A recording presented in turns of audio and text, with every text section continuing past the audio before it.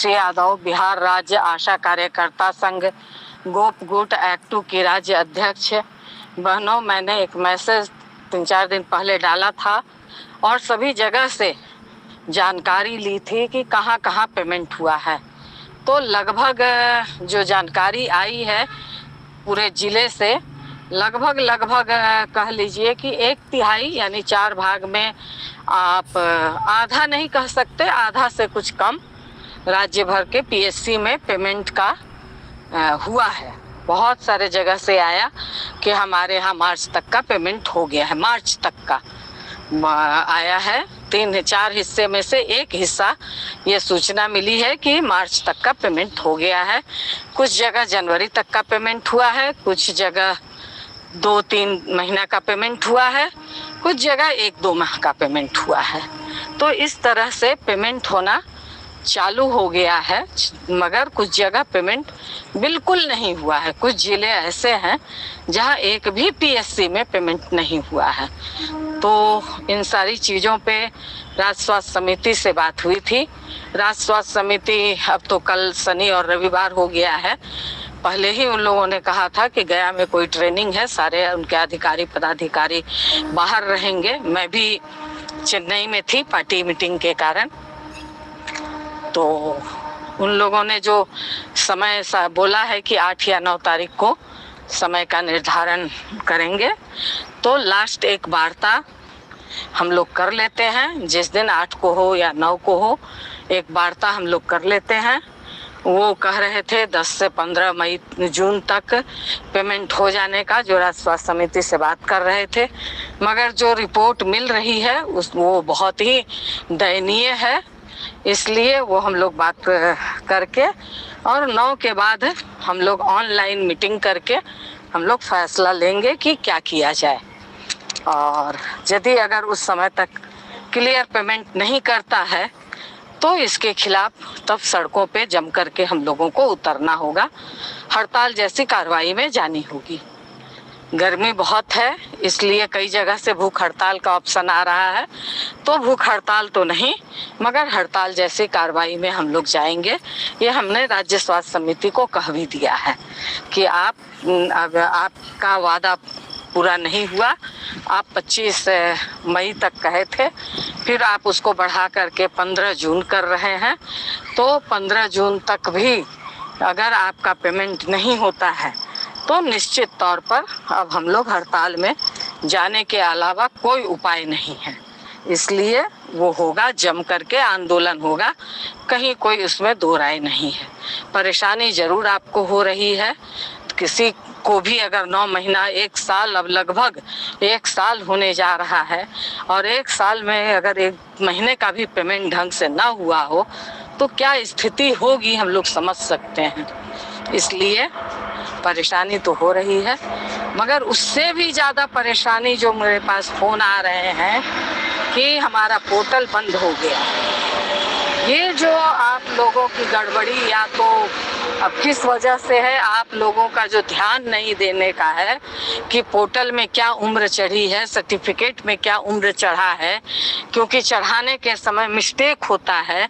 ये जो आप लोग ध्यान नहीं देती हैं, ये सबसे बड़ा कारण है। अब लोग दिखा रहे हैं कि सर्टिफिकेट में उम्र बचा हुआ है और पोर्टल के हिसाब से आपका उम्र समाप्त हो चुका है। तो जब पोर्टल बंद हो जाने के बाद कोई कार्रवाई नहीं होती है। अगर आपने दिया भी है 6 महीना पहले लेटर, मगर राज्य में वो लेटर आपने नहीं दिया, पोर्टल 4 महीना पहले बंद हो गया, 6 महीना पहले बंद हो गया, तो इसमें कुछ भी नहीं किया जा सकता है। क्योंकि कई लोगों का हमने निकाला, आपके पास सही जानकारी तक नहीं है।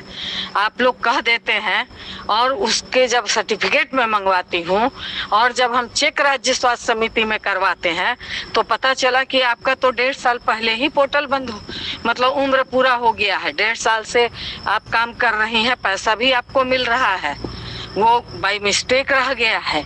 अगर अब उसमें ज़्यादा छेड़छाड़ करेंगे तो 1.5 साल 2 साल का पेमेंट आपको रिटर्न करना पड़ेगा। तो ये स्थिति है। आप लोगों को जो भी थोड़ा ध्यान देना चाहिए, क्योंकि अभी भी उसी पोजीशन में है। कोई ध्यान नहीं देना, चल रहा है काम, चल रहा है। जब पोर्टल बंद हो जाता है तब आप लोगों के अंदर खलबली मचती है कि पोर्टल हमारा बंद हो गया। तब पता चलता है कि हमारा सर्टिफिकेट तो बच रहा है और पोर्टल से उम्र पूरा हो रहा है। तो इन सारी चीज़ों को अभी भी मैं इस बात को पूरी गंभीरता के साथ कह रही हूँ कि सारे लोग इसको चेक करा लें, जिसका अभी उम्र भी बहुत बच रहा है, जो भी है, मगर एक बार आप लोग अपना सर्टिफिकेट, अपना आधार और पोर्टल में क्या चढ़ा है, ये तीनों चीज को जांच लीजिए कि पोर्टल में आपका वही उम्र जो आपका सर्टिफिकेट का उम्र है, वही उम्र पोर्टल में चढ़ा है कि नहीं। अगर गड़बड़ चढ़ा है तो उसके लिए तुरंत आप तत्पर हो जाइए, एप्लीकेशन आप अपने प्रभारी को दीजिए। प्रभारी अगर आगे बढ़ाते हैं तो ठीक, नहीं तो तुरंत जिला स्वास्थ्य समिति को जाकर के दीजिए और आप तुरंत राज्य में चले आइए।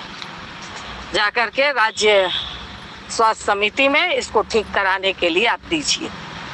ये एकदम करना जरूरी है, नहीं तो आप कोई फायदा, मान लीजिए उम्र आपका अगर सर्टिफिकेट में गलत चढ़ गया है, पोर्टल बंद हो जाएगा, उसके बाद कोई कुछ नहीं कर सकता है। इसलिए इस काम को अभी भी पहली प्राथमिकता दे करके टोटल आशा और फैसिलिटेटर इस चीज को चेक कर लीजिए। पोर्टल आपके हाथ में है, आप अपने सर्टिफिकेट से पोर्टल में चढ़ा हुआ बायोडाटा आप चेक करके देख लीजिए। मैं फिर से पूरी गंभीरता के साथ इस बात को कह रही हूँ, क्योंकि इसी बात का लगातार फोन आ रहा है कि मैडम हमारा पोर्टल मार्च से बंद हो गया, हमारा पोर्टल 6 महीना पहले बंद हो गया, हमारा पोर्टल साल भर से बंद पड़ा हुआ है, अब जाकर के लोगों को नींद खुल रही है। तो इसमें कुछ भी नहीं हो सकता है। कई लोग तो सही में उनका हमने देखा कि उनके सर्टिफिकेट से 13 साल उम्र बच रहा है, तो और 6 महीना पहले आपका पोर्टल बंद हो गया, साल भर पहले पोर्टल, 8 महीना से पोर्टल बंद है और सर्टिफिकेट में उम्र बच रहा है और पोर्टल पे आपका उम्र गलत चढ़ गया है। तो इस बात को बिल्कुल ध्यान दीजिए, नहीं तो आप लोग जो इस काम को नहीं करती है, अगर किसी आशा और फैसिलिटेटर को नहीं समझ में आती है तो आप अपने बच्चे से दिखवा लीजिए। आजकल के सारे बच्चे इस चीज़ को बखूबी करते हैं। अगर घर में बच्चे नहीं हैं तो कैफ़े में जाकर के इसको दिखवा लीजिए, नहीं है तो अपने बीसीएम को कहिए कि हमारा मिलान करके देखिए हमारा सब ठीक है कि नहीं, उनका काम है। तो इस बात को गंभीरता से लीजिए और निश्चित तौर पर एक चांस और हम लोग बस 8 या 9 को हम लोग वार्ता करते हैं सरकार से, खुलने के बाद राज्य स्वास्थ्य समिति से, और इसके बाद फिर क्योंकि जो आपके स्वास्थ्य मंत्री हैं, हमने लिख करके दिया है, आप लोग देखे होंगे, आवेदन हमने लिख करके दिया है, स्वास्थ्य मंत्री को भी दिया है, मुख्य सचिव को भी दिया है कि आप स्वास्थ्य मंत्री से क्या वार्ता होगी नहीं होगी वो तो बात समझ में नहीं आती, मगर मुख्य सचिव को भी दिया है इन मसलों पर बात करने के लिए। मुख्य सचिव ने अभी समय नहीं दिया है, मगर अब समय निर्धारित करते हैं तो भी नहीं करते हैं, तब भी 8 या 9 तारीख को दोनों जगह हम लोग ट्राई करके और इस पर निश्चित तौर पर फैसला हम लोग लेंगे। इसलिए इन्हीं बातों के साथ कि आप जिस मुसीबत से गुजर रही हैं उसकी कल्पना करना भी मतलब मुश्किल है हम लोगों को कि 8 माह 9 माह साल भर से अगर किसी को पेमेंट न मिले तो उसका परिवार कैसे चलेगा।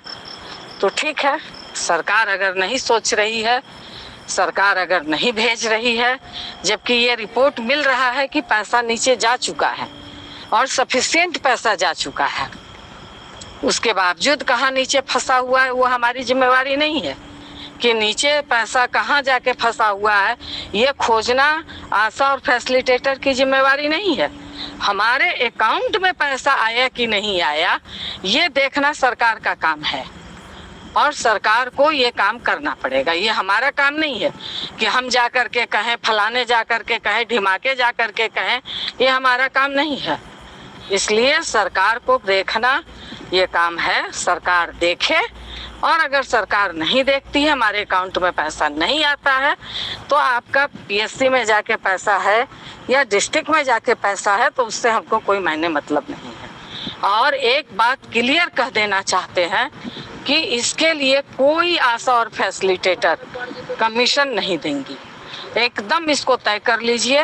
क्योंकि कई जगह से मिल रही है बात कि चलिए कुछ पैसा हम लोग दे देते हैं, कुछ ये दे देते हैं, पैसा आ जाएगा। इस गलत फहमी में बिल्कुल मत रहिएगा कि आप पैसा नहीं दे रही हैं, कमीशन नहीं दे रही हैं, इसलिए आपको पैसा नहीं मिल रहा है।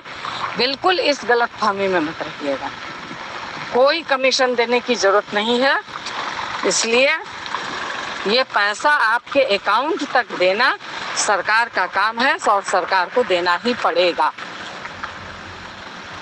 क्योंकि कई लोग यही कह रही हैं कि पैसा मिलेगा कि नहीं मिलेगा, तो निश्चित पैसा मिलेगा। सरकार कमाया हुआ पैसा रख नहीं सकती है और इसके लिए यूनियन तैयार है।